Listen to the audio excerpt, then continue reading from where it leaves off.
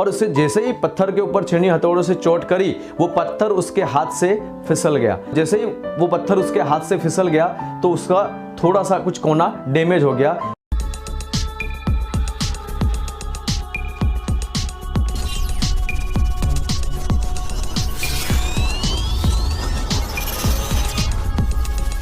तुमने चाहा ही नहीं कि हालात बदल सकते थे, तुमने चाहा ही नहीं कि हालात बदल सकते थे, तुम्हारी आंखों के आंसू मेरी आंखों से निकल सकते थे, तुम तो ठहरे झील के पानी की तरह, नदियां बनते तो दूर निकल सकते थे। जी हाँ friends, hello everyone, welcome friends. किसी ने बड़ा खूब कहा है कि रुका हुआ इंसान और ठहरा हुआ पानी अक्सर सड़ जाता है, तो हमेशा निरंतर आगे बढ़ते रहना चाहिए, हमेशा अपने आप को अपडेट और अपग्रेड करते रहना चाहिए।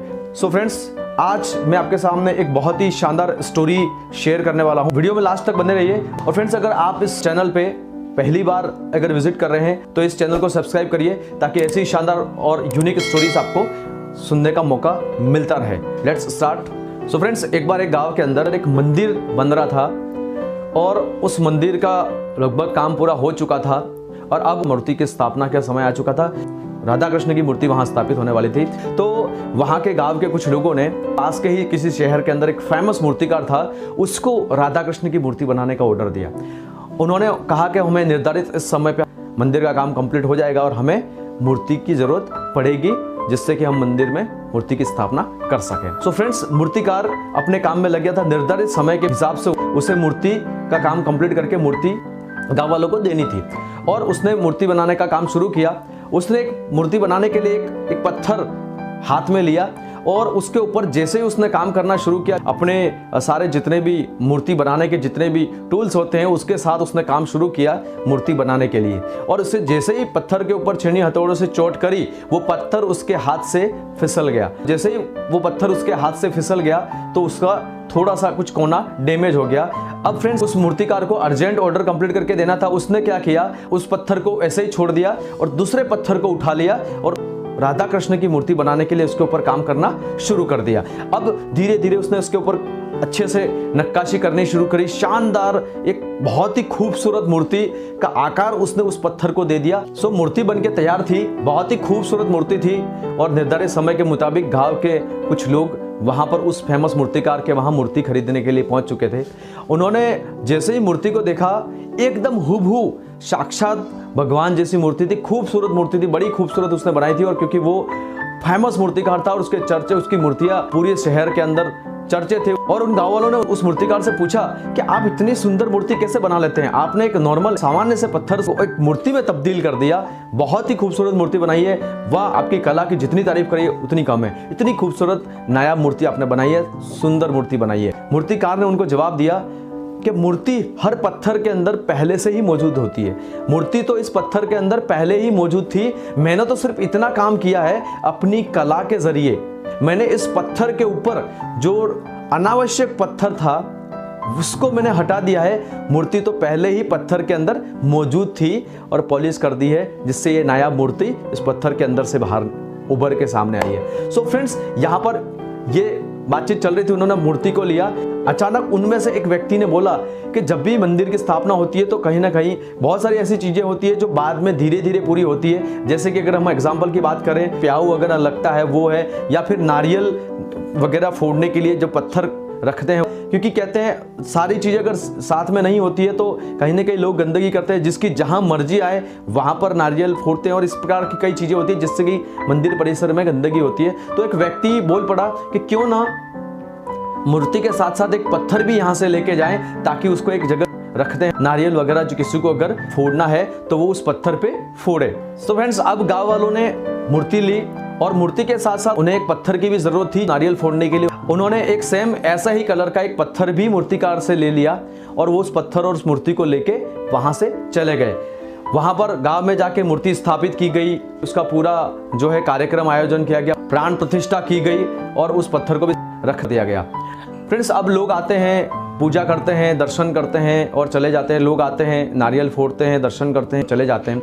ये लगातार चल रहा था। एक रात क्या होता है फ्रेंड्स, जो पत्थर नारियल फोड़ने के लिए रखा गया था, दिन में कई सारे लोग नारियल फोड़ते थे, तो उस दर्द से, उस पीड़ा से रात को वो छटपटा रहा था, रो रहा था। जैसे ही ये चीज हुई, मंदिर के अंदर ही सामने राधा कृष्ण की जो मूर्ति थी, उसने उस पत्थर को पूछा कि क्या हुआ, क्यों छटपटा रहे हो? तो उसने बोला, मैं अपनी गलती पे पछता रहा हूँ, मैं अपनी गलती की सजा भुगत रहा हूँ, और दिन भर जो दर्द मुझे मिलता है उसका भी दर्द मुझे बहुत है, और इस दर्द के पीछे मेरी गलती है जिससे ये दर्द मुझे मिला।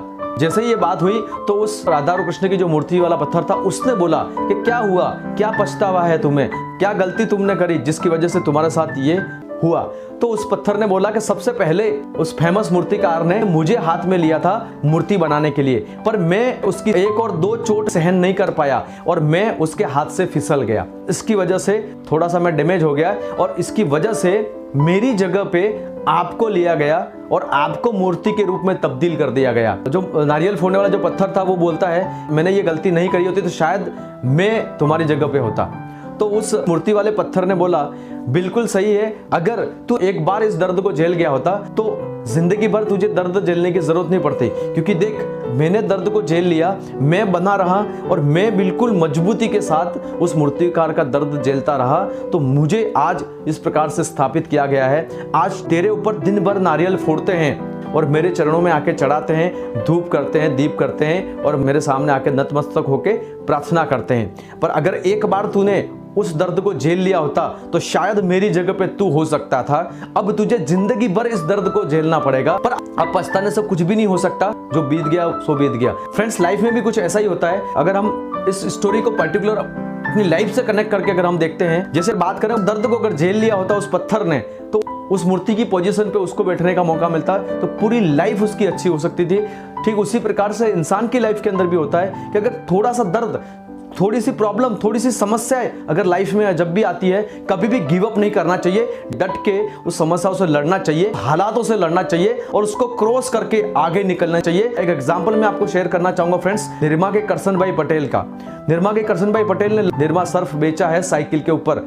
उन्होंने कभी भी गिव अप नहीं किया, वो डटे रहे, वो लगे रहे मजबूत इरादे के साथ, और आज की तारीख में निरमा ग्रुप बहुत बड़ा ग्रुप है। ऐसा एक एग्जांपल नहीं है दोस्त, दुनिया के अंदर कई एग्जांपल है। सो फ्रेंड्स, किसी भी मुसीबत से डरना नहीं है, किसी भी मुसीबत से घबराना नहीं है, क्योंकि कोई भी समस्या, कोई भी प्रॉब्लम, कोई भी मुसीबत इंसान के हौसले से बड़ी नहीं होती। और हमेशा समस्याएं जो होती है वो हमारे पैरों के नीचे से रोदते हुए हमें आगे निकलना। दोस्त, चाहे आप स्टूडेंट हैं, पैशनेट होकर मेहनत करिए, एनर्जी लगा लीजिए, पूरी जान लगा दीजिए एक बहुत ही ब्राइट फ्यूचर बनाने के लिए, करियर बनाने के लिए। अगर बिजनेसमैन है, गिव अप करने की जरूरत नहीं है, पूरी एनर्जी के साथ एफर्ट्स लगाते रहिए, अपने आप को इंप्रूव करते रहिए, अपने आप को अपडेट करते रहिए। स्वामी विवेकानंद ने बहुत ही अच्छी बात बोली है कि बदलाव से डरोगे तो तरक्की कैसे करोगे। फ्रेंड्स, यही चीज है, आप किसी भी फील्ड में हैं, आप स्टूडेंट हैं, आप बिजनेसमैन हैं, आप जॉब पर्सन हैं, आप हाउसवाइफ हैं, जो भी व्यक्ति इस वीडियो को देख रहा है, इस स्टोरी के माध्यम से मैं आपको शेयर करना चाहूंगा कि गिव अप नहीं करना है, पूरी एनर्जी के साथ, पूरी ताकत के साथ डट के मुकाबला करना है, नहीं तो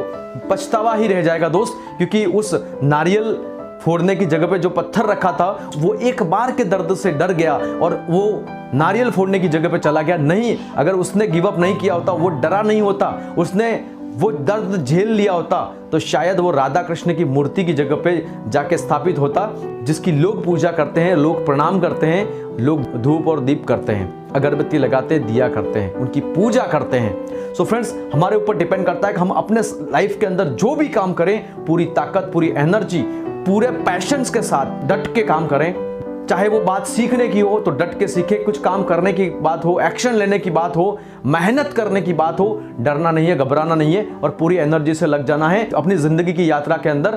क्योंकि जिंदगी एक उत्सव की तरह है दोस्त, और इसको खुल के जिया जाए तो दोस्त बात ही कुछ अलग है। So thank you so much friends, I hope कि मेरा ये वीडियो आपको अच्छा लगा होगा।